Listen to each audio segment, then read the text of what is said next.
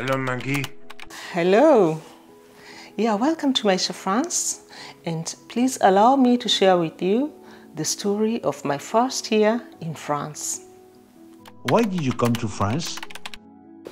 I met my husband in Kenya in 1998, and naturally, or rather logically, I came to France in 1999 to join him. What surprised you the most in France? When we first went to Paris, taking the fast train, I'd never seen anything that fast. And then getting into Paris and that beautiful architecture and the Avenue or Champs-Élysées, I'd never seen an avenue that long and beautiful. It was really amazing. It still is. Yes, not to mention the French food, especially the cheese, which is my favorite up to today.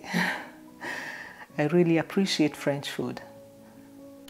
How about the people? I would say that people are very friendly, curious as well, and lots of questions, asking me sometimes, like, do you know who's Johnny Hallyday?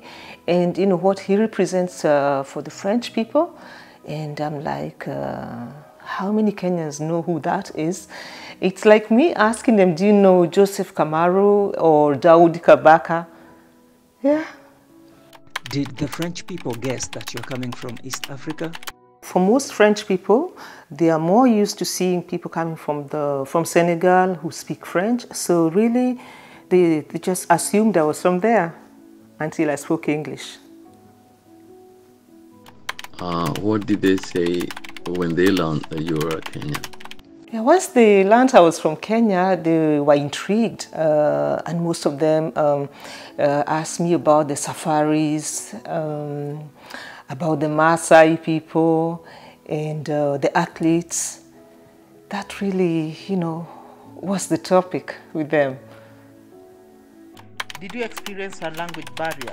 Oh, definitely it was. And even though I spoke, English, people tend to forget that English was not, and is still not my mother tongue.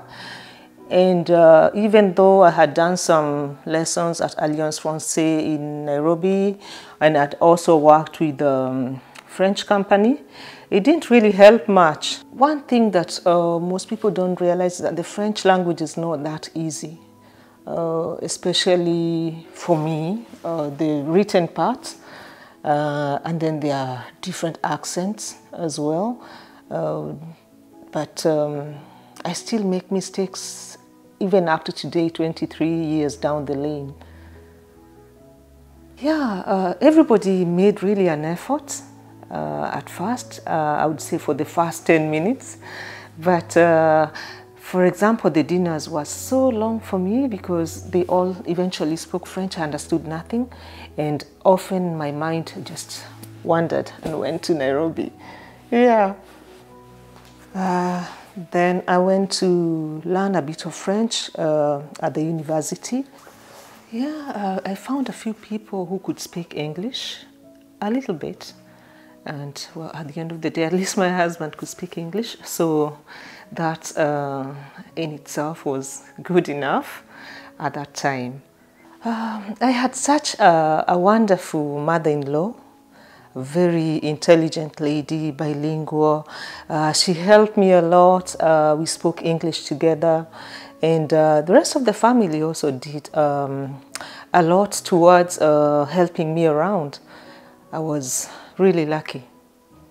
Watching the TV, or rather the superpositioning of the image as I watched TV, was really of help in terms of learning the language. And also it helped me a lot with the French accent. Some anecdotes?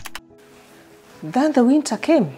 Yeah, I remember I had been in Europe before. That was my modeling days, but I'd never been in winter.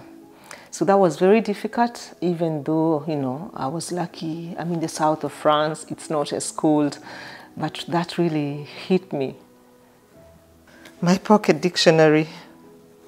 Yeah, going to the shops sometimes was hard to do my shopping, and so this is what I used most of the times because to get to know about the packaging, it was really difficult, so the dictionary sort of really helped. Then keeping right while driving, I had to do a few lessons just to get used to that, despite the fact I had driven not for so long in Kenya, but that also was a bit strange for me. But today, you know, everything just seems normal. Yeah, finding an Afro hairdresser, that too took some time. Did you face racism?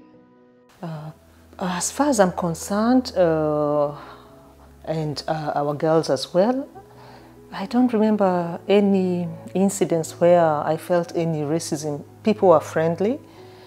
The only small difference maybe that our girls felt at one point is during the short period of adolescence that they wanted to straighten their hair, maybe just to look like everybody else. I know they wouldn't like me for saying this. Ooh la la.